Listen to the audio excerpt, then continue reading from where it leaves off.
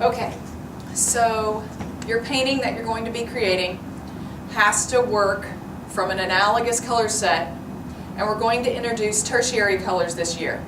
Before this, we've worked with primary colors, which are red, blue, and yellow. And then we've also worked with some secondary colors, which basically means that your primaries mix together to make a secondary. So blue plus yellow makes green. Yellow plus red makes orange. And red plus blue makes violet or purple. So what we're going to be doing is using a color set that's beside each other on the color wheel. That's called analogous colors.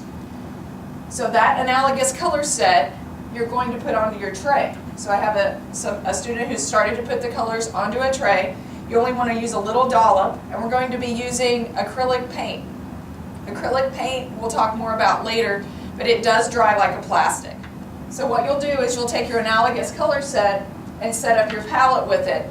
You can mix any of the colors together. The goal is to see how many colors can you mix using your analogous color set.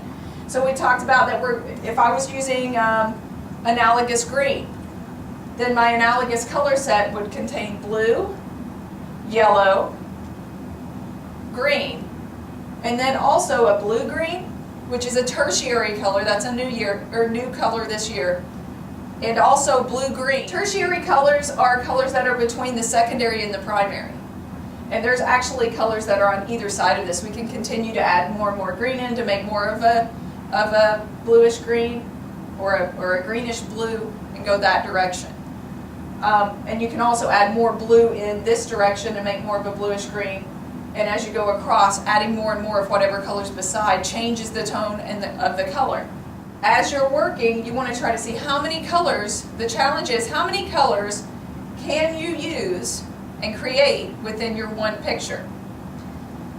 You also are allowed to use neutral colors, which are black, white, and gray, to mix in with any of these other colors to make different values of colors, so that you're not just playing around with color, you're playing around with value.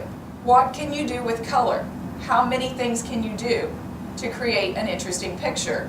And using only this limited color palette. So, because we've been talking about limitations this year, we're talking about limiting your color palette.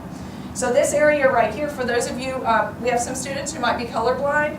I put words on as well as colors, and you should be able to come to this palette and get what you need. This entire color tray is only going to have analogous green color set, colors within the tray, within the palette. So you can just, first, before you add color to your palette, please come check here first to see if you have some paint that you could use. That way we're not going to waste paint.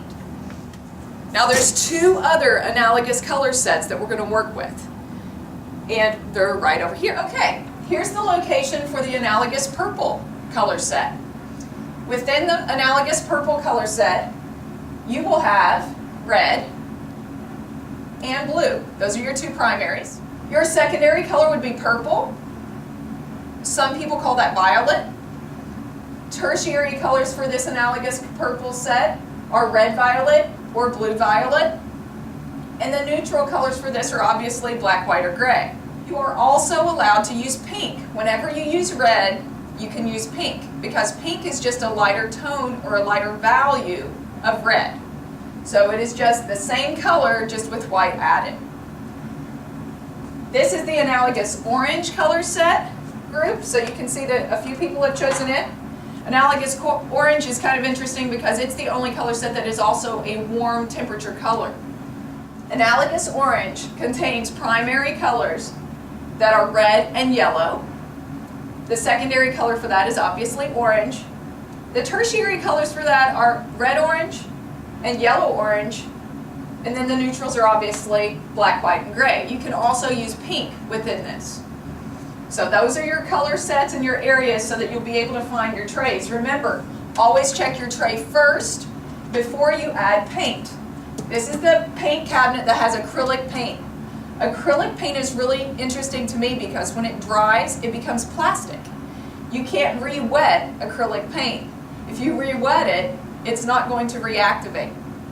Tempera paint that we use down in the elementary, no matter how many times you paint it and let it dry, if you add water to it, it reactivates. So you can't add other colors on top of it.